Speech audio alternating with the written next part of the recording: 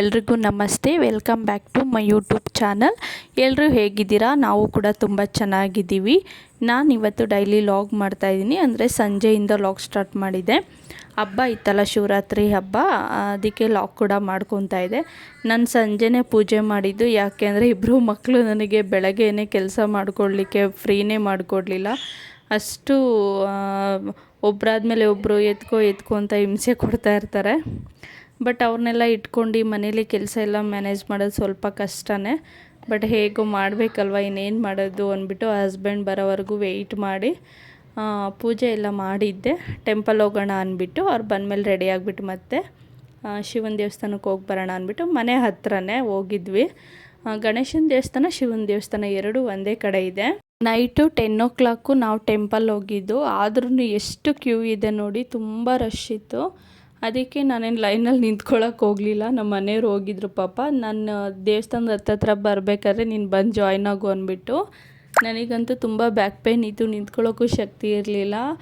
ಯಾಕೆಂದರೆ ಇಬ್ಬರು ಮಕ್ಕಳು ನೋಡ್ಕೊಳ್ಳೋದು ಎಷ್ಟು ಕಷ್ಟ ಅಂದರೆ, ಅದು ಮಕ್ಕಳು ಹಿಡಿದಿರೋರಿಗೆ ಗೊತ್ತಿರುತ್ತೆ. ಒಂದು ವರ್ಷದ ಮೇಲಂತೂ ಮಕ್ಕಳು ಇನ್ನೂ ತುಂಟಾಟ ಮಾಡ್ತಾರೆ.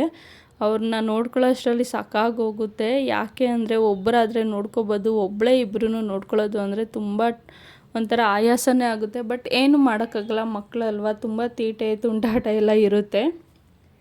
ಅದಕ್ಕೆ ನಾನು ಆದಷ್ಟು ನಿಧಾನಕ್ಕೆ ಸಮಾಧಾನದಿಂದನೇ ಎಲ್ಲ ಕೆಲಸ ಮುಗಿಸ್ಕೋತೀನಿ. ಅಲ್ಲಿಂದ ಗಣೇಶನ ದೇವಸ್ಥಾನ ಒಳಗಡೆ ಹೋಗಿ ದರ್ಶನ ಮುಗಿಸ್ಕೊಂಡು ಶಿವನ ದೇವಸ್ಥಾನಕ್ಕೂ ಹೋದ್ವಿ. ಅಂದರೆ ಪಕ್ಕನೇ ಇರೋದು. ತುಂಬ ಚೆನ್ನಾಗಿ ಅಲಂಕಾರ ಮಾಡಿದರು.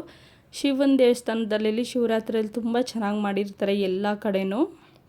ಎಷ್ಟು ಚೆನ್ನಾಗಿ ಮಾಡಿದರು ಅಂದರೆ ನೋಡೋಕ್ಕೂ ಅವ್ರು ಬಿಡ್ತಾ ಇರಲಿಲ್ಲ. ತುಂಬ ರಶ್ ಇರೋದ್ರಿಂದ ಕಳಿಸ್ತಾನೆ ಇದ್ದರು, ಹೋಗಿ ಅಂದ್ಬಿಟ್ಟು. ಆದರೂ ಆದಷ್ಟು ನಾನು ಸಣ್ಣ ಕ್ಲಿಪ್ಪಿಂಗ್ ಕೂಡ ತಕ್ಕೊಂಡೆ. ಯಾಕೆಂದರೆ ನಮಗೂ ಮೆಮೊರಿ ಇರುತ್ತಲ್ವ, ಲಾಗ್ ಕೂಡ ಅಪ್ಲೋಡ್ ಮಾಡ್ಬೋದು ಅಂದ್ಬಿಟ್ಟು.